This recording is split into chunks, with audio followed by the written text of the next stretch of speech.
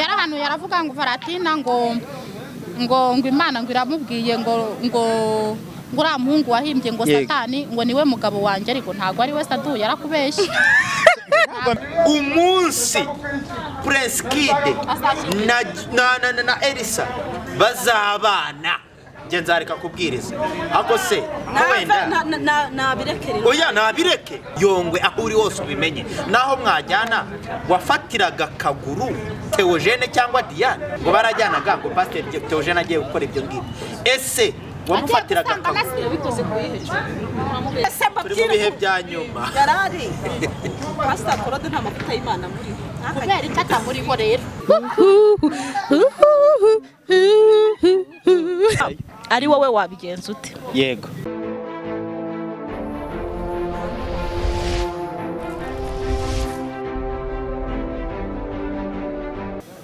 nuko twinjiye mu kiganiro turabasuhuje bakunzi ba Urwiza Filime Gudu Mpano ndabakunda cyane ubundi company ni Impano Gudu Filime Urwiza Filime ni channel dusingiza Imana Vestine umukunzi wanyu cyane ndabakunda ndabishime duherukana turi ku kiyaga cya Kivu hasi ku mazi uyu munsi noneho nageze i Kigali nababoneye abantu beza cyane muri bukunde barubaganirize bikaryoha akajya mu munyu uruseno makanyunguta iminwa murakoze cyane turatangira tubahereza mikrofoni baziyegereze neza tubinjiza mu kiganiro ariko ntibazi ikintu ndi bubinjizemo ni ikiganiro ariko namwe mugira amatsiko turakwakiriye murakoze cyane Imana ibahereza umugisha kuba tubanye hano kuri Urwiza Filime n'Urwiza Filime niko numvise watangiye uvuga Imana ihabwe icyubahiro kuba turanga n'Urwiza Filime mukina na filime ariko ubwo ngo okay amina Imana ibahereza umugisha muranzi cyane ni Prophete Manzi ariko mumenyereye ku kazina ka Sadunda I was again nari umutinganyi kera ariko nahawe intebe n'umwami Yesu Kristo mpinduka Prophete Manzi Imana ishimwe cyane muratwibwira nanjye nitwa Abijuru Nyirasengiyumva Valentina baranzi cyane mu ndirimbo yitwa Dore imbogo n'ukuri Dore imbogo dore impara dore imvubu ariko katunyuriseho Valentina Dore imbogo dore imvubu dore impara dore imbogo dore imvubu dore impara urebe u Rwanda rw'Abanyarwanda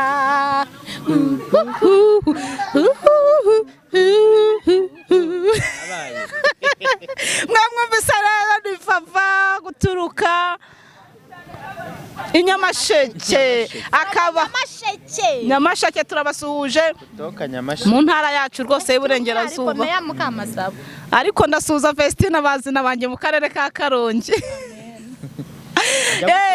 nukuri arankunda kurenya yampaye igihembo cy'umuvugo kuri sapu rwose ndavuze umuvugo mwiza cyane witwa Rwanda nziza ndashaka kuwo tuganira ku kiganiro cyitwa ari wowe wabigenza ute yego ari wowe wabigenza ute uri pasitoro usenga ufite umugore wakuye mu busugi ari umugore mwiza cyane w'inyangamugayo ugasanga umudiyakoni uyobora baryamye mu cyumba cyawe ari we wabigenza ute urabihuje we nubwo wenda ni introducinze gatoya mfite umudamu n'umwana ariko kuri ubu ngubu twaratandukanye murahita mujya muri comment mubivuge ndabizi rega murabizi cyane twaratandukanye kubera ko agastori kanjye gato nahuye twigeze kugeraho mu Bugande gatoya ko yakari ubwa mbere nje kuri iyi TV izindi TV zo baranze cyane nirukayo cyane ariko kubera ari ubwa mbere nje hareka mbivuge gato nagiye mu Uganda gato na madamu ndetse n'umwana hanyuma mpurayo n'uburwayi mu Bugande bakoresha ya myuka ya kera barandoga umaze kundoga ndayego baraterekera ndarwara hanyuma madamu arankurikirana arabikurikirana ajya gusaba hari itorero twasengeragamo mu Uganda bari ADPR bayita Sepak njya muri Sepak bishop abari umuhereza 100 by'amanyarwanda mu manyarwanda arayamuhanga mvuze hanyuma nyuma icyakurikiyeho bishop yashakaga ubwishyu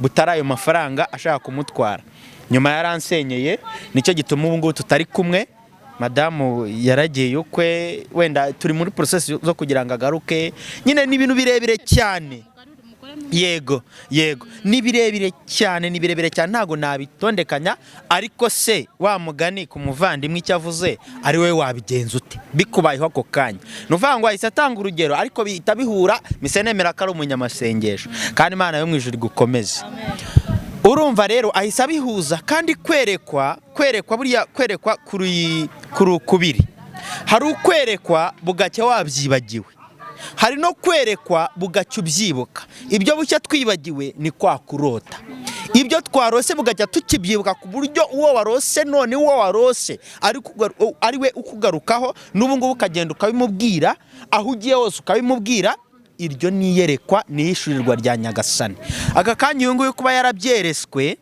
yarabirose akarota icyo kiganiro akavuga ati nzagikora atari we wabigenza ute yaranyeretswe yeretswe Profete Manzi yeretswe Sadunda kubera ko ariryo ryankujije ryatumye menyekana kuri icyo uretse ko abafana banjye batabikunda kuko nakijijwe nyine ntibarikunda iryo zina ariko ngomba kurisubiramo kuko ariryo ryatumye menyekana sibyo so kuba yareretswe rero Profete Manzi mu bibazo arimo mu byo ari guhura nabyo madamu we byagenze gutya akavuga ati ndategura kino kiganiro noneho akarusho ntumire Sadunda wanahanuriye Vava akoze ibyo bintu murabyumva mute yarabizi none se koko ari mu mbabare mumbwira ubu rero duse abakunzi banjye baragira ngo nukwijijisha ni wowe wahanuriye yaramanuriye ariko ubuhanuzi yamanuriye ntago nabukunze ariko busubiremo bwagenze bute uhura n'umuntu mugahurira mu biganiro ugasanga abanyamakuru bateguye ikintu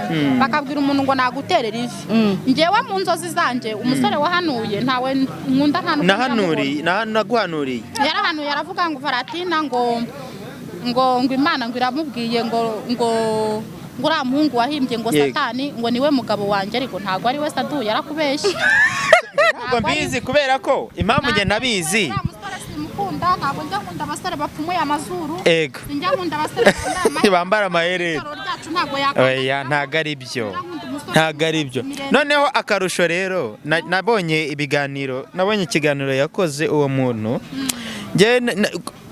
nkimara kukubwira birya nahise nkunda gukurikirana ibye cyane hanyuma mpita mbona ibiganiro yakoze yabaye umutinganyi yaje mu butinganyi bakankoresha nk'ubaduye tugakorana nta yindi gahunda naho murira nawe ntago iwe mpazi wanjye ntahazi ntahari duhura sibye mu kazi so wenda ntago byoroshye ariko tutagiye kure y'ikiganiro ntago twabisubiramo byarasohotse byagiye hanze ariko tutagiye kure y'ikiganiro turimo kugira ngo nuza televiziyo y'umuvandimwe itaza kujyaho ibintu bigize byinshi cyane bidasobanutse bitari ngombwa tugarutse kuri icyo cyanjye wenda murakizi murajya muri komenti mutubwire uko mwabyumva ariko akimbaza atari nge nabigenza gute bigenze gutyo uko nabigenjeje nuko nahuye n'ibibazo bigiye bitandukanye uvuga yuko uko wabigenjeje wowe umugore wese umwirukana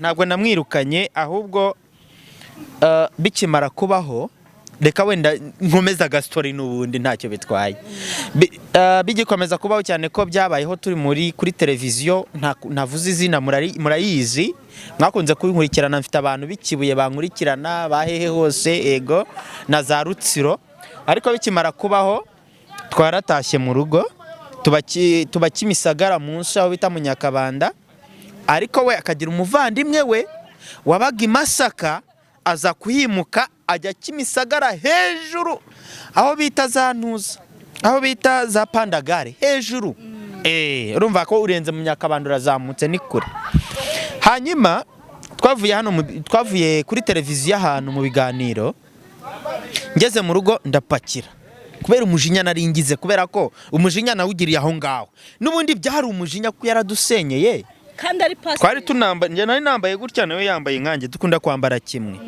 uwo muntu nsengeye kandi ari bishop arenze no kuba pastor abaye umushumba umubishop hanyuma bigenda gute rero aramuhamagara n'ubundi yaramuhamagaraga baganira biraho nkabona nyine ni ibintu biri kudusenya mu rugo. Hanyuma muhamagara mu kiganiro, madamu yanga kwitaba. Yanze kwitaba, nibwo nahise mbabara mva no mu kiganiro ndigendera. Noneho nashye rero ankurikiye, sinzi niba yarateze drone simbizi. Ngeze mu rugo ndapakinga ngiye kwigendera kuko yansuzuguye. Ngiye kwigendera n'abantu baranutse bati ntago umukozi w'Imana yagakoze ibyo, ntago umuprofete tuzi noneho wahinduriwe ubuzima na Nyagasani wakabigenje gutyo, ariko nanjye sinjye. Ari wowe wabigenza ute? Nicyo kiganiro turimo. Hanyuma ndangije ndapakinga. Mu muco nyarwanda nta mugabo wahukana. Ansanze yasanga napakinze, aravuga ati noneho ngereka nkutange.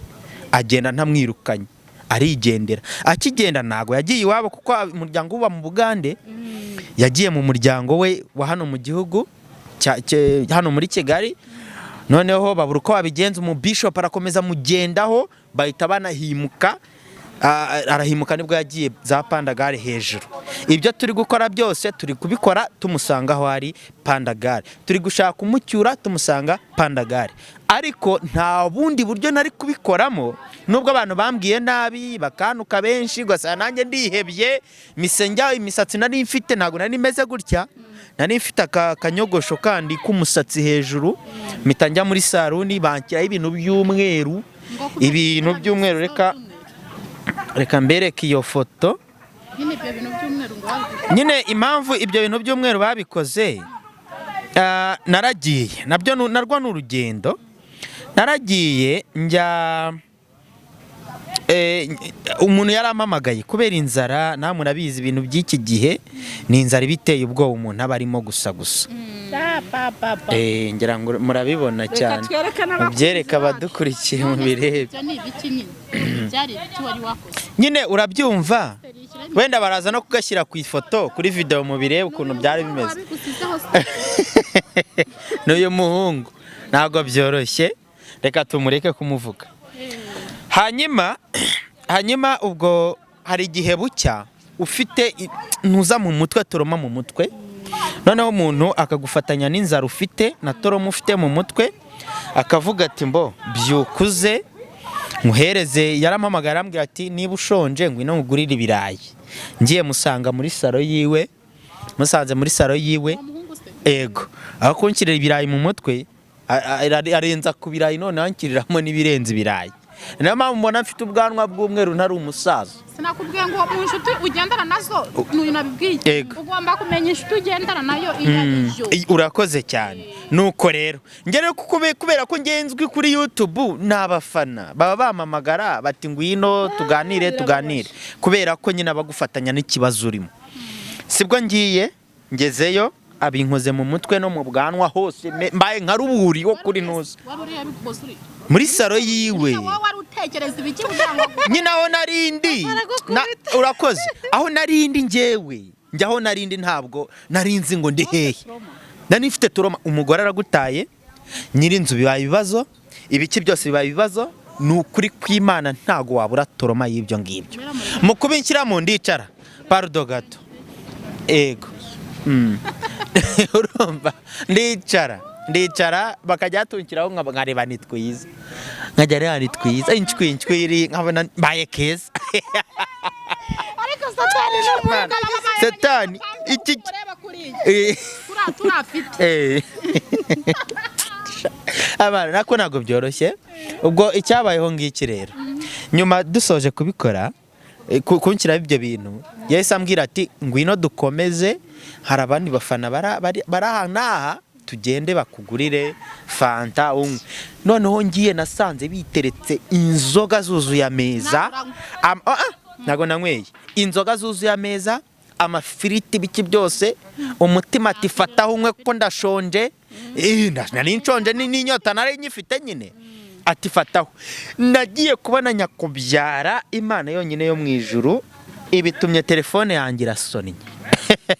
Fone yanjye isonnye ukuntu byagenze nguko. Nari yitabye numva ni bishop wanjye unyobora ku itorero. Bishop wambatije nkiva mu butinganyi.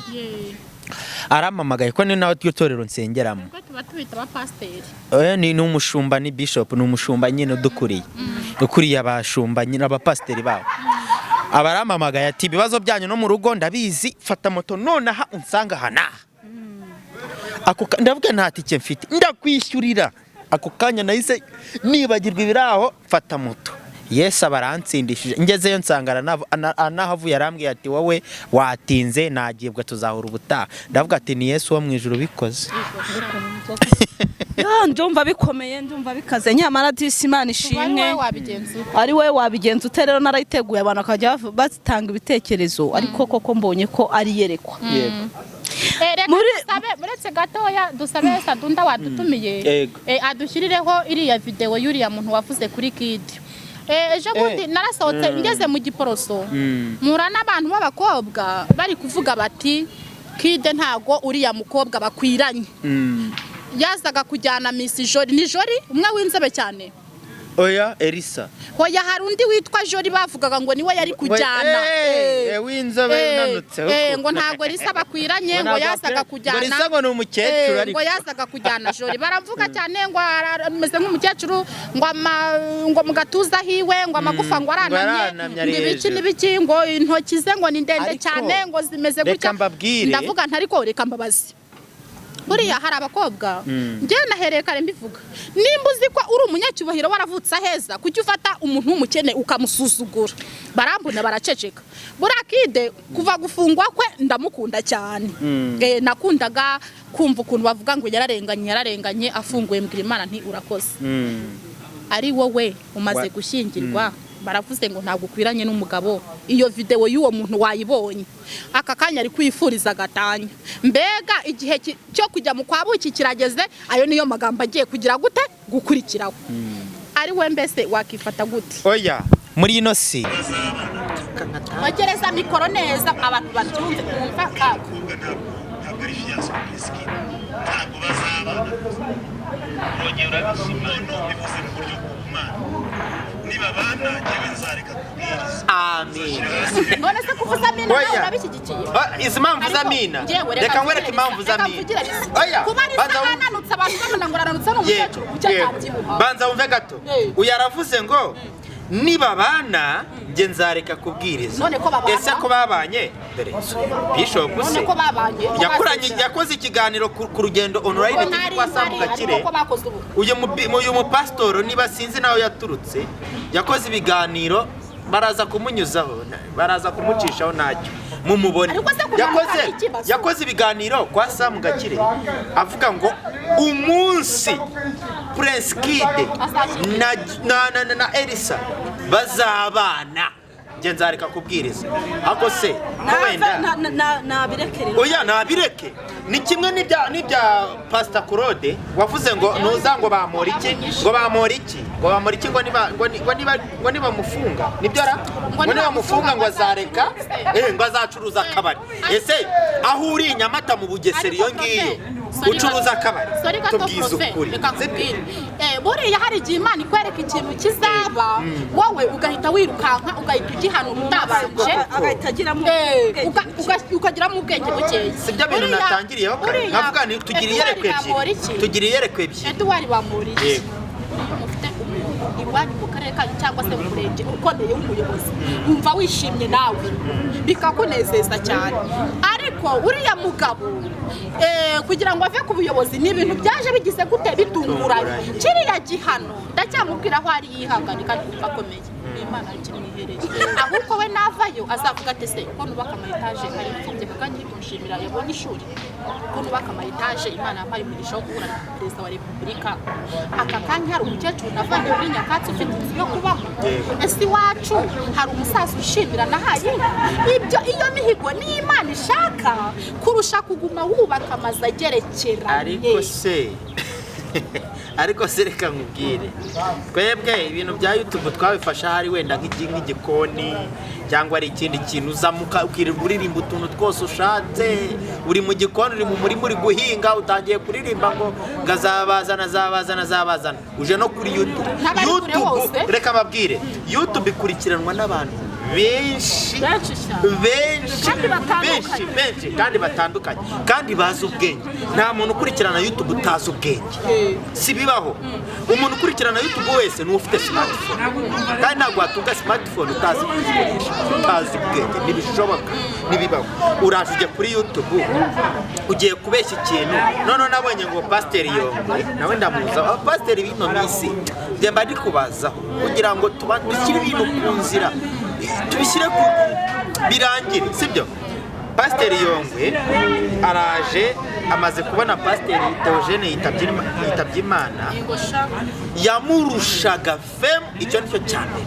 Icya kabiri akamurusha Imana. Banza tuze gato. Araje bwa mbere yaraje aramwigana aravuga ngo ngewe ngo n'ubundi ngo na mbere ngo narasopaga gusya noneho ngo nkagira gusya. Nyine niko avuga Pastor Yongwe. Nyine urumva gutya avuga ngo ni gusya. Ngo wamurezi we ngo wakibaze, sibyo? Urabeshye. Icyo nicyo cyaha cya mbere ukoze. Icya kabiri noneho bava araje abonye agakesi kigeze kubaho ka Diane aza kubeshyira Pasiteri ngo yamuteye inda. Undi araza arabishimangira, none akabishimangira akavuga ati Pasiteri Theogene ngo Pasiteri Theogene yari amaze hafi ukwezi kwari kugiye gushira kandi kuranashize yitabye Imana. Undi aho kugira ngo basi nk'umupasiteri mugenzi we yari n'umupasiteri simbizi njya mbibona kuri YouTube hano birukanka bazenguruka babeshyera Imana ngo barayikorera kandi atari byo. Araje umuntu aho kugira ngo amureke ngo yiruhukire, basi ajye namwiruka, basi ajya anagira gute, sibyo? Araje ashimangiye ko nyakwigendera ibyo byo yabikoze, arangije aranavuga, hanyuma akavuga ngo nta n'isoni nta n'ubwoba ngo we bajyaga kubikora ngo mu bitaramo. Ase reka ngo niyo ngo barajyanaga na Yongwe ngo barajyanaga. Ese naho mwajyana koko Yongwe aho uri hose ubimenye, naho mwajyana wafatiraga kaguru Theogene cyangwa Diane? Je babwije ukuri. Oya, ngo barajyanaga ngo nuza ngo niko Yongwe yashimangiraga ngo barajyanaga ngo Pasiteri Theogene agiye gukora ibyo ngibyo. Ese wamufatiraga kaguru bikoze kuyiheje uramubeshyera? Jewe se nawe njya mbeshye. Ngo barajyanaga Yongwe koko barajyanaga. Hose birahari. Jya kuri Yongwe TV, jya kuri nuza kuri 3D TV, jya kuri hehe, sibyo? Yongwe rero nanamuhamagaye ubushize naramubwiye Yongwe ndibwira neza ko ntabwo wari gutira Theogene akiri, sibyo se? Kuko amavuta yari muri Theogene ntabwo Yongwe yari kuyahanga, kandi icyo yakora kwisesa. Jewe oya, hari ikintu navuze kare, urumva ikintu navuze, icyo kintu nicyo Pastor Theogene yakoraga. Ntabwo ngewe ngiyeho ngo mvuge ngo Duwari bamura iki, ngo ntabwo ngo yigeze ngo akora ibintu byiza. Ariko nimba uri umukire ni ukuri kw'Imana, ntubone umukene ugusabira umugisha pe, byanze bikunze uwo muntu muzagukurikira. Urumva rero buriya uriya mugabo ibintu yakoraga nta n'umuntu ujya ngo bikora. Yahuraga muri Covid, yavaga mu rugo agiye gushaka ubugari, akaza ntabwo azanye, akaza azanye umwana udafite ahantu ari burare. Nkawe Imana irakwishyuza ikakubwira ati we kuba wabaye minisitiri waho ucukura umusarani wabari iki, ikakubwira ati 1 2 3 mumbye rimwe wicaye ku isima imfungure nariye nawe uziryewe. Icyo gihano ni ikiguha, ntuzikome umuyobozi runaka. Urumva izabikwihereye ishuri kugira ngo ubanze uyimenye. Njyewe nifuzaga kuba nabone Duwari bamariki wose umwana wanjye sinigeze mubona. Numvaga ngize amahirwe yo guhura nawe namubwira ngo iki gihano ni data wo mu ijuru kiguhaye wiki. Ariko abakire benshi hari abakire batajya bashimishwa no gusenga, ibyo birazwi. Akumva ko icyari ukwinywera agacupa kwirira inkoko kwimbica ahantu runaka yisohokeye. Ariko ni ukuri hari ikintu Imana ikora ukabona ko ariyo yagikoze kugira ngo iguhisomo. Muri iki kiganiro rero abakunzi badukurikiye muri iki kiganiro cyitwa ari wowe wabigenza ute, navuzemo n'undi umugabo we yarafunzwe, afungwa kubera yagonze umuntu bamucuza habu ya miliyoni. Noneho abibwira seruko aravuga ati ngiye ntabwo naguha isambu yanjye ngo njye kukurira utahe nk'abanje kurongora, ntabwo twigeze dukazana. None rero yaramurongoye amutera rero icyo kiganiro naragikoze none umugabo ari gushaka kwirukana umugore yagishije inama avuga ati nimeruka bigenze ibyo bahanuye birasohoye nawe aravuga ko ari wita muri umuntu wawe